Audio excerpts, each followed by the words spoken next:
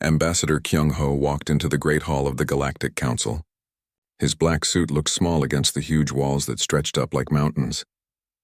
The ceiling was so high that clouds could form up there. Everything was built to make visitors feel tiny and unimportant. He carried a data pad in his hands. On it was humanity's newest proposal. This time they wanted to help fix broken planets. They had new ways to clean poisoned air and dead soil. They could make worlds green again. Behind him walked Dr. So-min. She was the best scientist Earth had ever produced. Her team had spent 5 years working on the terraforming project. They had tested it on Mars and 3 dead moons. It worked perfectly every time. Captain Wansik followed them both. His uniform was crisp and clean. He commanded the small human fleet that protected their people in council space. His ships were not big or fancy, but they were reliable. His crews were the best trained in the galaxy, though the aliens would never admit it. The 3 humans took their seats in the visitors' area. Around them, the real members of the council sat in their special places. Each alien race had seats built just for their bodies. The Velkari looked like giant insects. Their leader, Speaker Veltarix, clicked his sharp mouthparts as he talked. His voice came through the translators as cold and flat. The resonants were made of living crystal. They looked like walking diamonds. When they spoke, music filled the air. But their songs always sounded bored when humans were talking. The ethereals had no solid bodies. They floated like colorful gas clouds. Their thoughts became visible as lights and colors. Right now, their colors showed they were not interested. The builders were the engineers of the galaxy. They looked like metal spiders with too many arms. They built most of the stations and cities that other races lived in. They thought humans were too simple to understand real technology. Kyung-ho stood up when Speaker Veltarix called his name. He walked to the center of the hall. His footsteps echoed in the huge space. "Honored Council," Kyung-ho began. His voice was calm and respectful. "Humanity brings you a gift. We have learned how to heal dead worlds. Planets that were thought lost forever can live again." He activated his data pad. Pictures appeared in the air above his head. They showed Mars before and after human terraforming. The red desert had become a world of blue oceans and green forests. "We use new bacteria that eat poison and make oxygen," Dr. So-min explained when Kyung-ho nodded to her. "We created plants that can grow in bad soil and make it rich again. We can bring life back to any world." The aliens made sounds that might have been laughter. The Kethmori delegates pointed at the humans with their 6 arms. The Zephyrians flapped their wings in what looked like mockery. Speaker Veltarix raised one claw for silence. "The human proposal is cute," he said. The translator made his words sound even more insulting. "Perhaps when your species grows beyond your violent nature, the council might consider your contributions." The resonance sang a harmony that meant agreement. The ethereals pulsed with colors that showed they thought the whole thing was amusing. Even the builders, who usually stayed neutral, said nothing. Their silence felt like approval of the speaker's words. Kyung-ho felt heat rise in his chest, but his face stayed calm. This was the 7th time. 7 proposals in 7 years. Each one rejected with the same excuse. Humans were too young, too violent, too primitive. The first proposal had been for medical research. Dr. So-min had found cures for diseases that killed millions of aliens every year. The council said human medicine was too crude. The second was for better space engines. Captain Wansik's ships could travel twice as fast as council vessels while using half the fuel.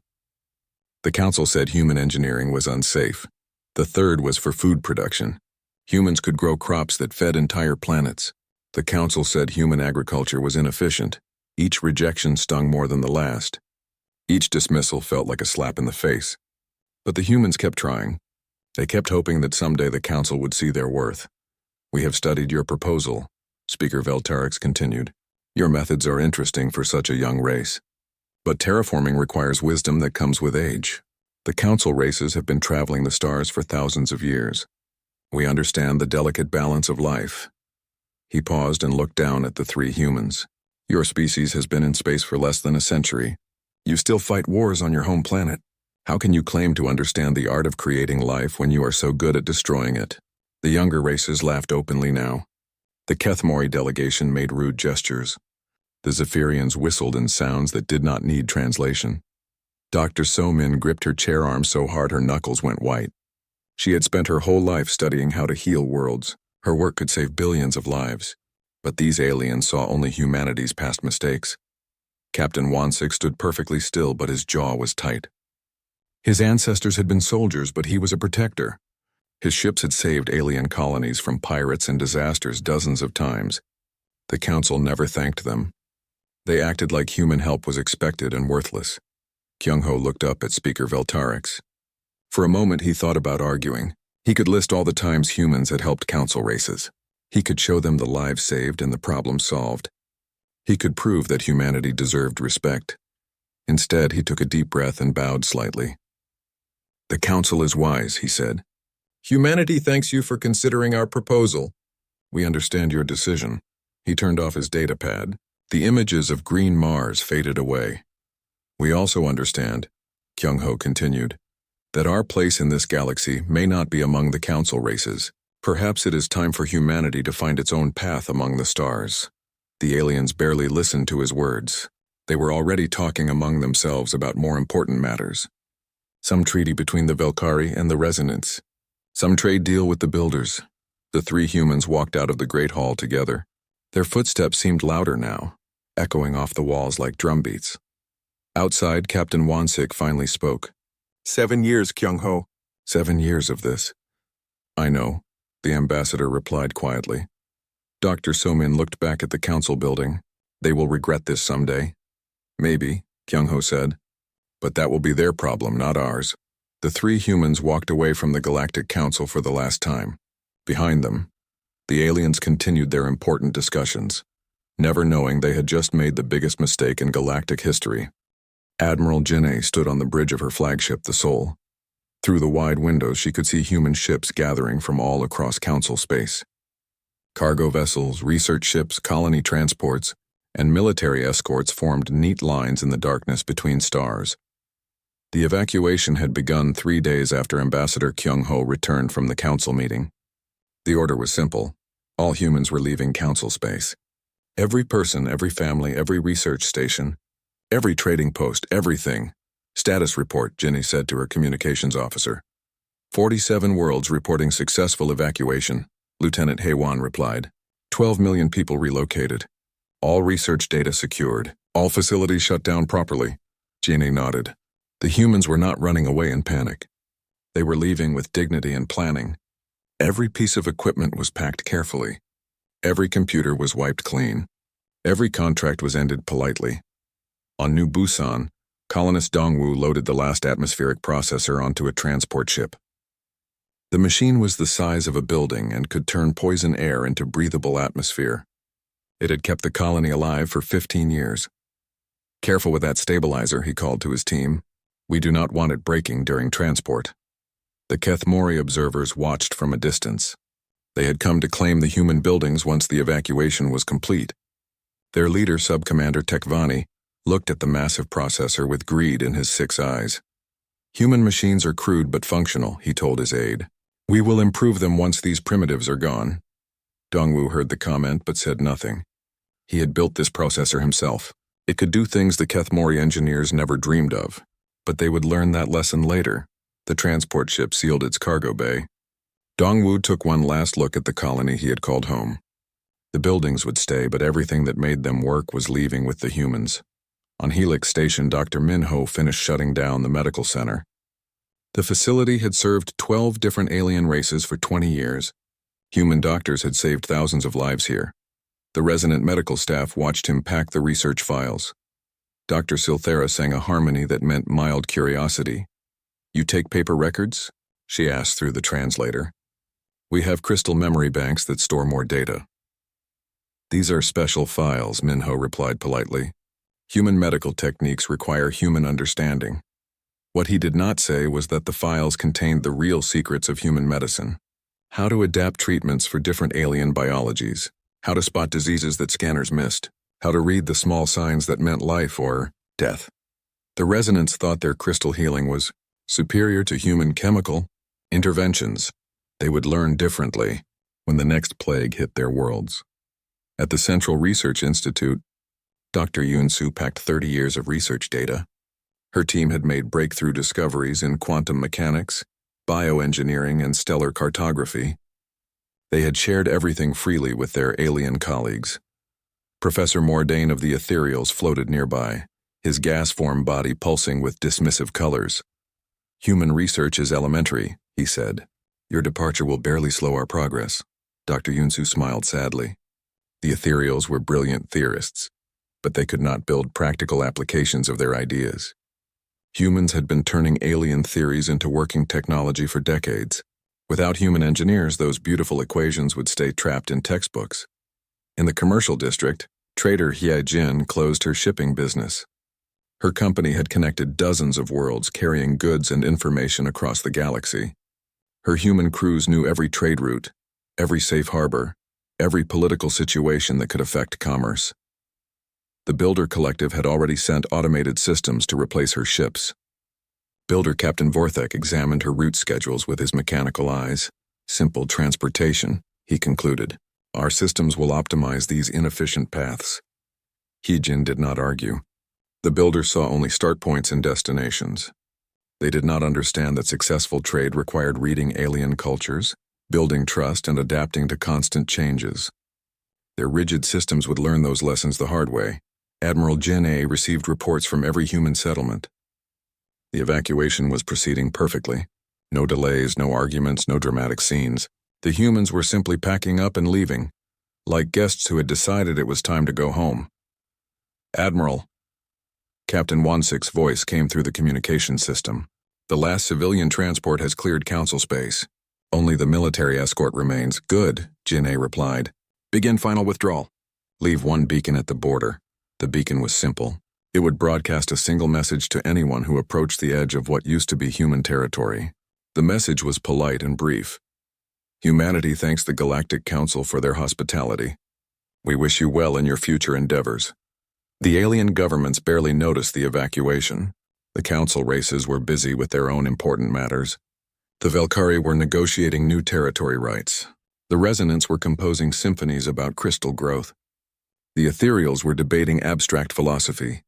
Some junior officials filed reports about the human departure. The reports were marked as low priority and buried in administrative databases. Sub-Commander Tekvani moved his people into the abandoned human facilities on New Busan. The buildings were well made and comfortable. The atmospheric processor hummed quietly in its housing. "Start it up," Tekvani ordered his chief engineer.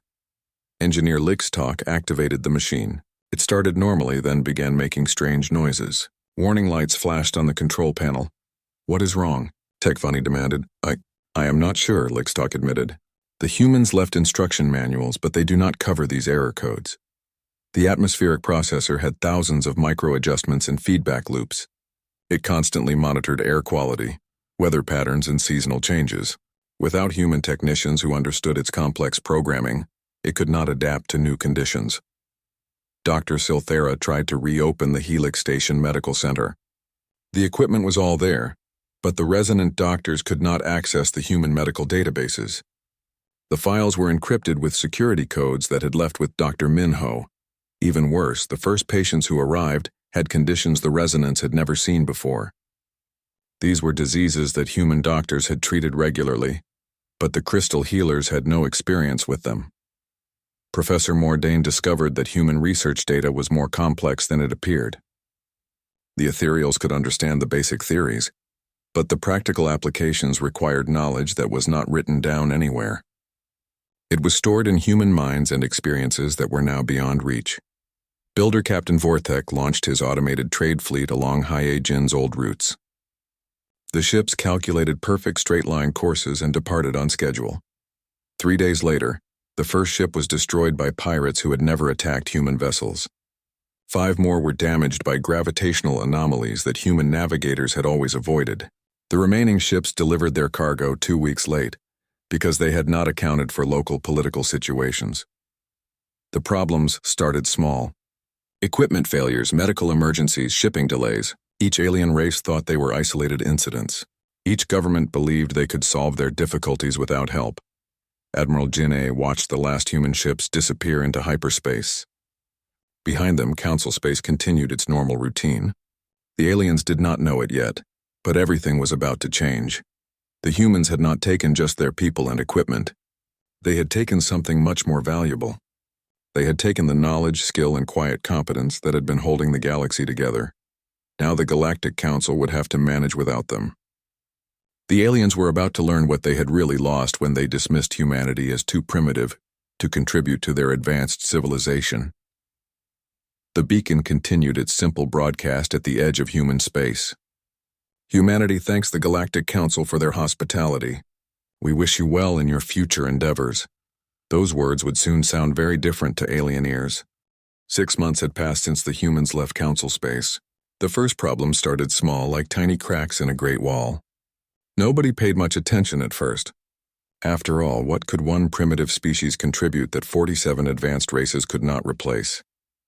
On Kepler, engineer Lixtok stared at the atmospheric processor control panel. Red warning lights flashed like angry eyes. The machine that had run perfectly for 15 years under human operation was now failing every few days. The pressure readings are wrong again, his assistant reported. The mixture ratios keep changing. Lixtok pulled up the human instruction manual on his screen. The document was thick with technical details, but it only covered basic operations. It said nothing about the thousands of micro-adjustments the system made every hour. Sub-Commander Tekvani arrived at the facility, his 6 arms waving in frustration.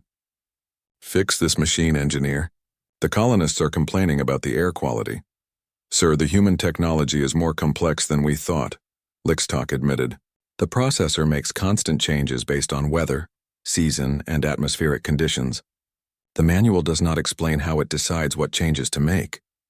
Tekvani clicked his mandibles angrily. Humans are primitives. How hard can their machines be to understand? But the truth was becoming clear. Human technology was not primitive at all. It was elegantly designed to hide its complexity. The simple controls and easy interfaces masked sophisticated systems that required deep understanding to maintain. The atmospheric processor wheezed and coughed like a sick animal. Without human technicians who understood its intricate programming, it could not adapt to Kepler's changing environment.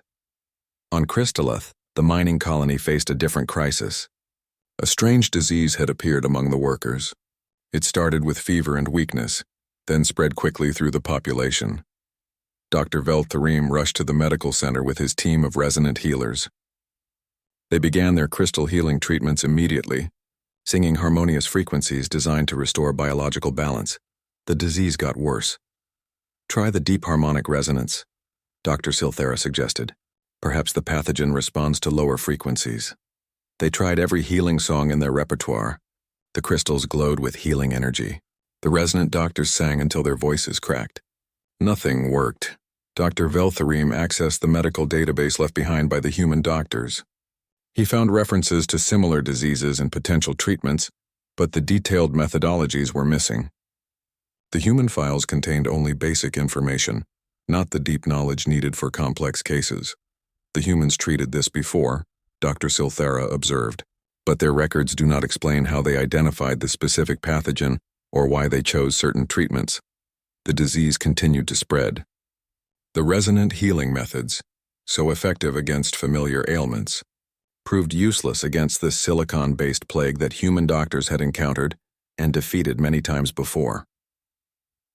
In the commercial sector, builder Captain Vorthek faced mounting problems with his automated trade fleet.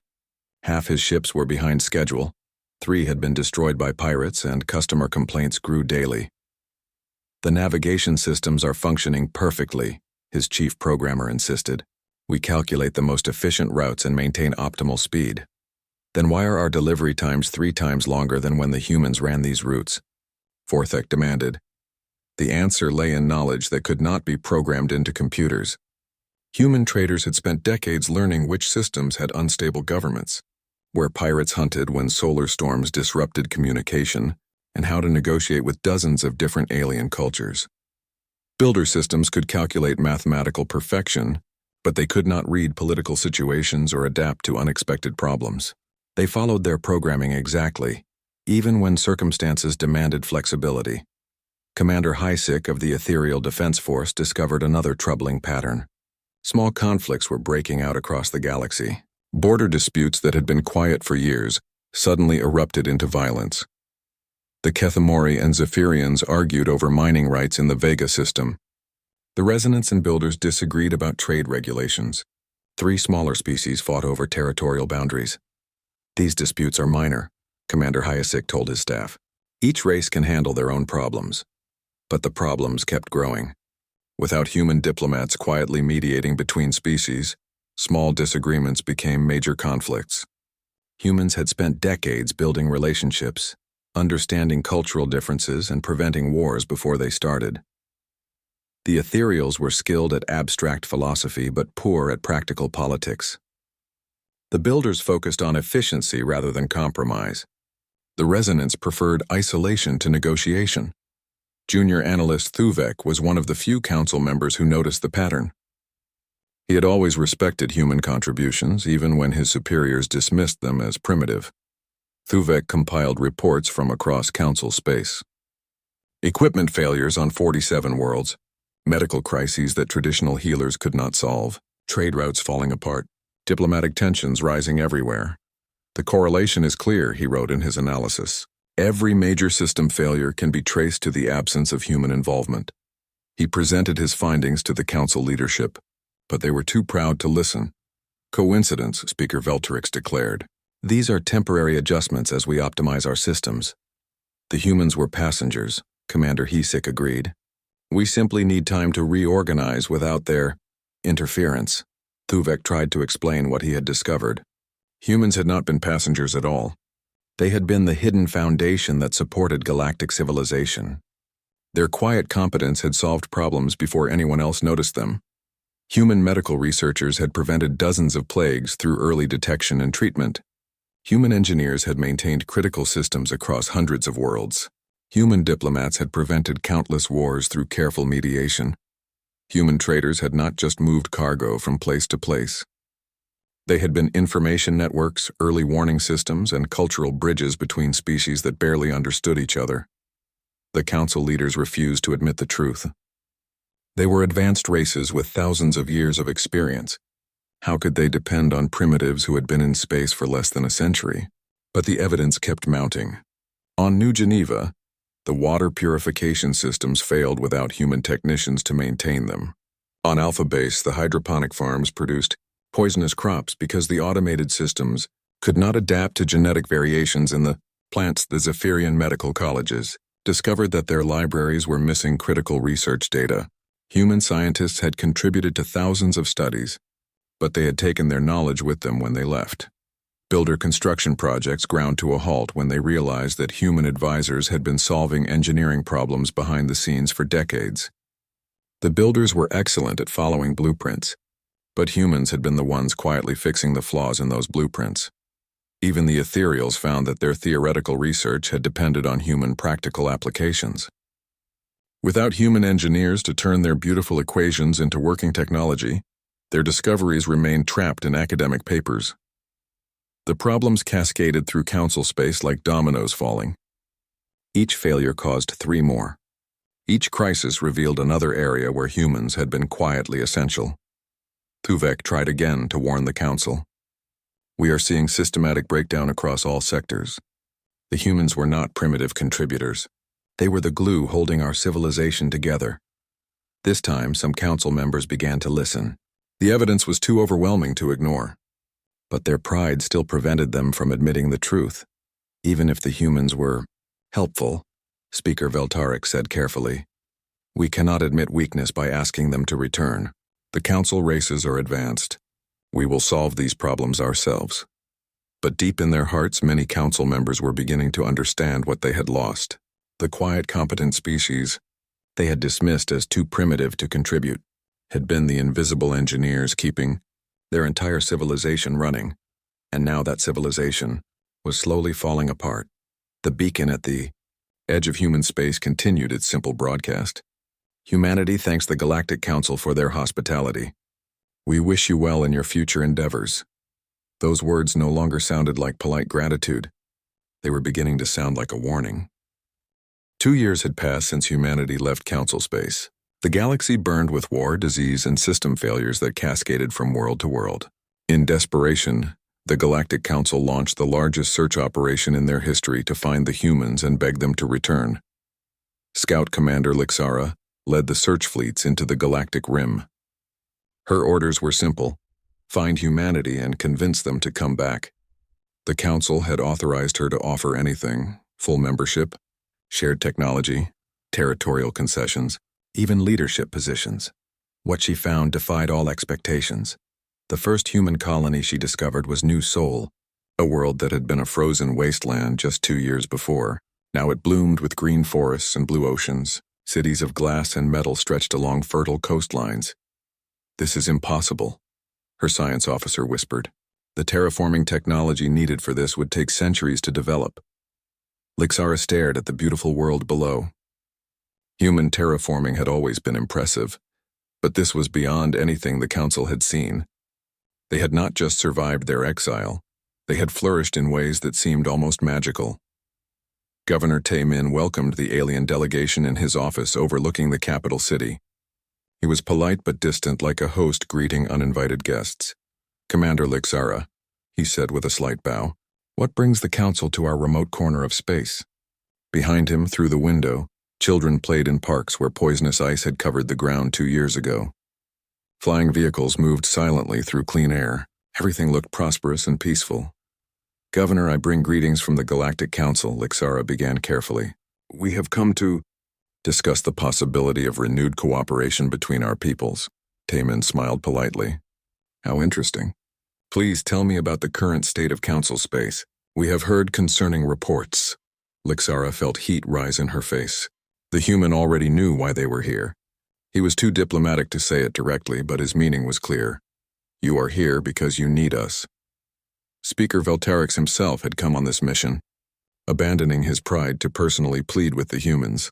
He entered the room with as much dignity as he could manage. "Governor Tae-min," Veltarix said through his translator, "the Council extends its deepest apologies for any misunderstandings in our previous relationship. We have come to offer humanity full membership in the Galactic Council, with all rights and privileges." "That is very generous," Taemin replied, "but I am afraid humanity has found its own path among the stars. We no longer require Council membership." Veltarix's mandibles clicked frantically. "Perhaps we could discuss terms. Technology sharing agreements, territorial grants, research partnerships. Name your price." Elder diplomat Subin entered the room like a gentle breeze. Her white hair and calm eyes spoke of wisdom earned through long experience. She had been humanity's senior diplomat before the Exodus. "Speaker Veltarix," Subin said with perfect courtesy, "how unexpected to see you here. I trust the Council as well?" Veltarix could not meet her eyes. "There have been challenges since humanity's departure. We believe that renewed cooperation would benefit both our peoples." Subin poured tea for her guests with practiced grace. "Challenges? How unfortunate. What sort of challenges?" The alien delegation exchanged uncomfortable glances. How could they explain that their mighty civilization was collapsing without admitting their own weakness? "Systems failures," Lixara said reluctantly. "Some medical difficulties. Minor conflicts between member species." Subin sipped her tea thoughtfully. "I see. And you believe humanity might be able to help with these problems?" "Your people have always been resourceful," Veltarix admitted. Through the window, a human engineer floated past in a gravity suit, making adjustments to a building that seemed to be growing itself. The technology was beautiful and incomprehensible. Chief Negotiator Namgil joined the conversation.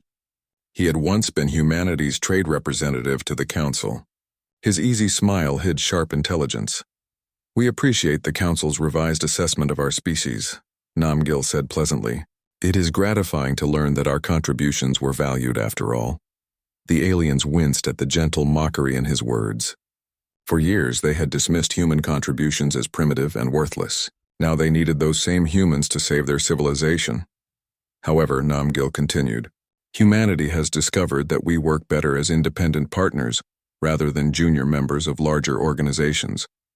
He activated a holographic display that showed human expansion beyond Council space. In just 2 years, humanity had established peaceful contact with dozens of new species. "The void swimmers of the Magellanic Clouds," Namgil explained. "The quantum gardeners of the spiral. Armed the living crystals of the outer rim, we have found That mutual respect creates stronger relationships than hierarchical membership. Explorer, Jae-sung brought star charts that showed the full extent of human expansion.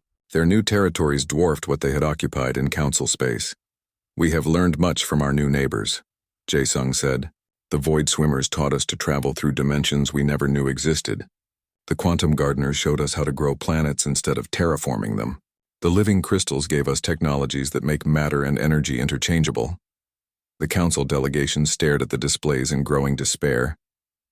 Humanity had not just survived without them, they had advanced beyond anything the council had achieved in thousands of years. Surely you can see the benefits of rejoining galactic civilization, Veltarix pleaded. Together we could achieve great things. Subin set down her teacup with a soft clink. Speaker, with respect, we tried that approach for several decades.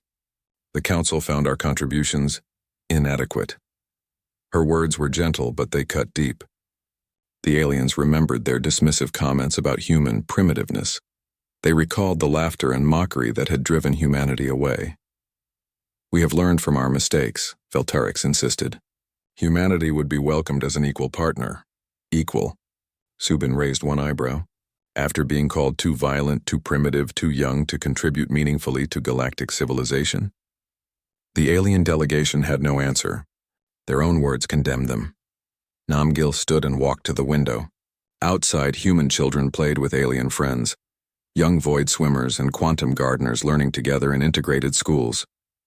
The truth is, Namgil said quietly, humanity no longer needs the council's approval. We have found peoples who value our contributions without requiring us to prove our worth over and over again. The final blow came when Jae-sung showed them recordings of the council's current state. Wars raging across dozens of systems, plague spreading unchecked through alien populations, trade networks collapsing, the advanced civilizations fighting each other like children. We bear no grudge against the council races, Subin said with genuine compassion. We understand that you are struggling, but we cannot return to a relationship based on your need rather than mutual respect. The delegation left New Seoul empty-handed. They visited other human colonies and received the same polite rejections. Everywhere they went, they found humans who had prospered beyond their wildest dreams. Veltarix returned to council space to find chaos. The Kethmori-Zephyrian War had expanded into a full galactic conflict. The medical plague had killed billions. Economic systems were collapsing as trade networks failed. In the council chambers, representatives screamed at each other while their worlds burned.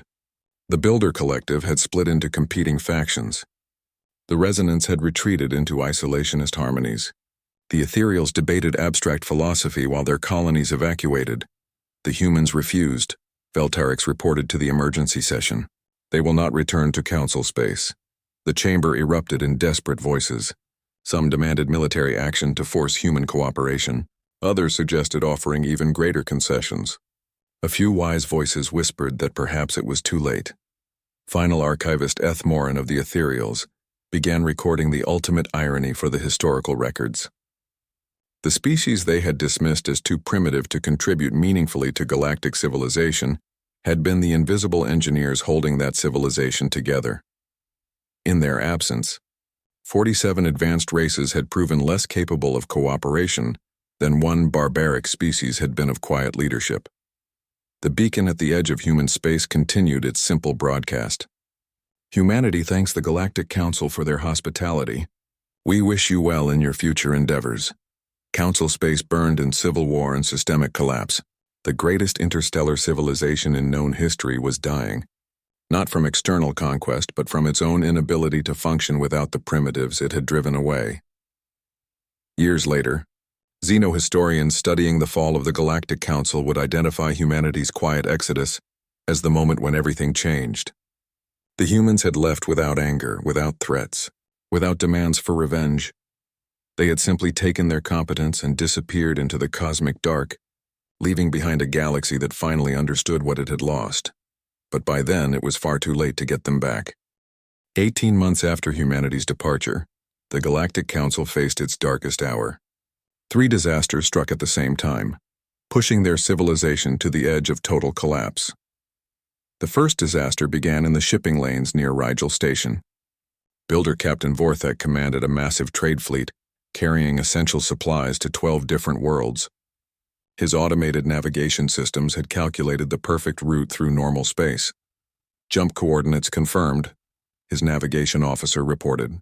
All systems show green status. Execute jump, Vorthek ordered. 200 ships disappeared into hyperspace together. They were supposed to emerge near a safe trading post 3 light-years away. Instead, they jumped directly into the radiation field of an unstable pulsar. Captain Vorthek watched in horror as his entire fleet was destroyed in seconds. The radiation tore through ship hulls like they were made of paper. Emergency beacons screamed for help, then went silent one by one. How did this happen? Vorthek demanded. The navigation computers triple-checked those coordinates. The investigation revealed a terrible truth. The pulsar had shifted its rotation slightly since the last official survey. The change was tiny, but enough to make the jump zone deadly.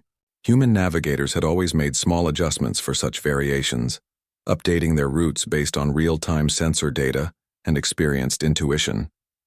Builder systems followed their programming exactly. They could not adapt to changes that were not in their databases. Without human flexibility, mathematical perfection became mathematical death. The second disaster was medical. The Cascade Plague that started on Crystalath had now spread to 17 worlds.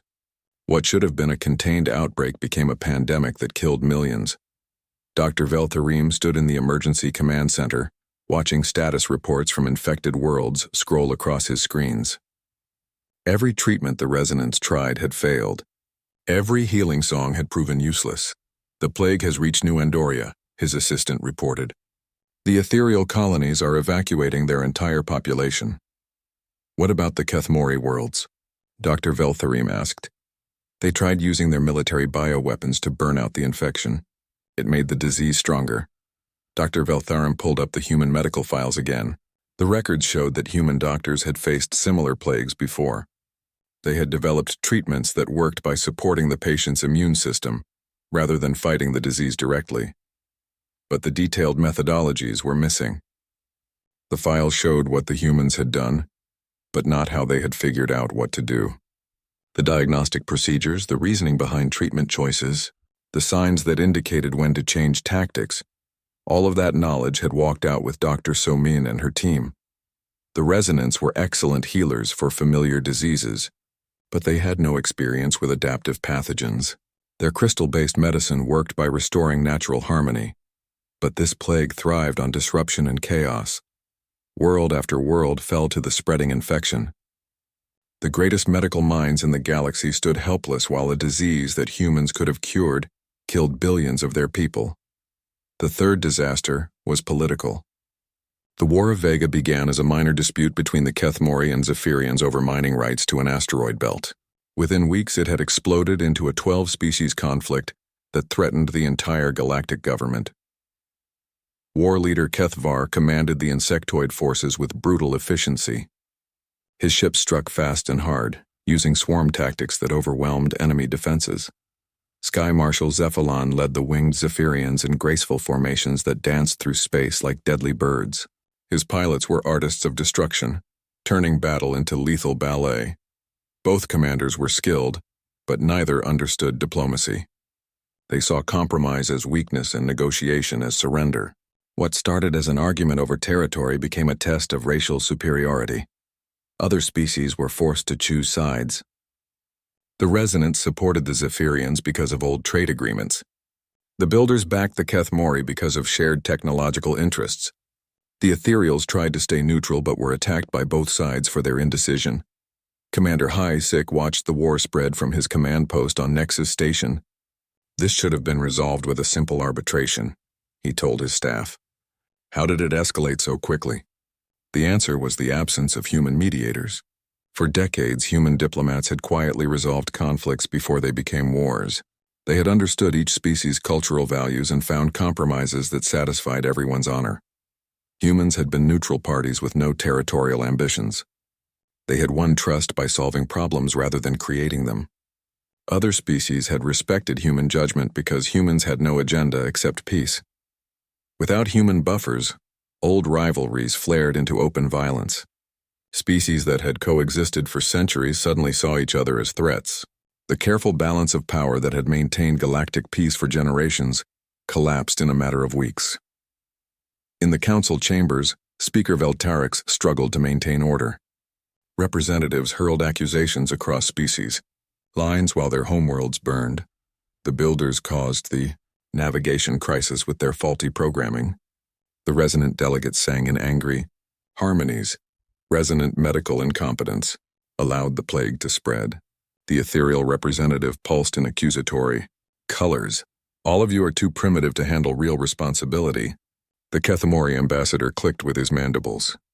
That is why you lose wars. The chamber erupted in chaos. Ancient insults flew between races that had once worked together. Threats were made. Alliance treaties were torn apart. Veltarix watched his council disintegrate before his eyes. These were supposed to be the most advanced civilizations in the galaxy. They had ruled space for thousands of years. How could they fall apart so quickly? Junior analyst Thuvek stood up in the observers section. May I address the council? What could you possibly add to this discussion? Veltarix asked wearily. Thuvek activated his presentation display. Charts and graphs appeared in the air above the assembly floor. Every crisis we face can be traced to a single cause, Thuvek said clearly. The departure of humanity from council space. The chamber fell silent.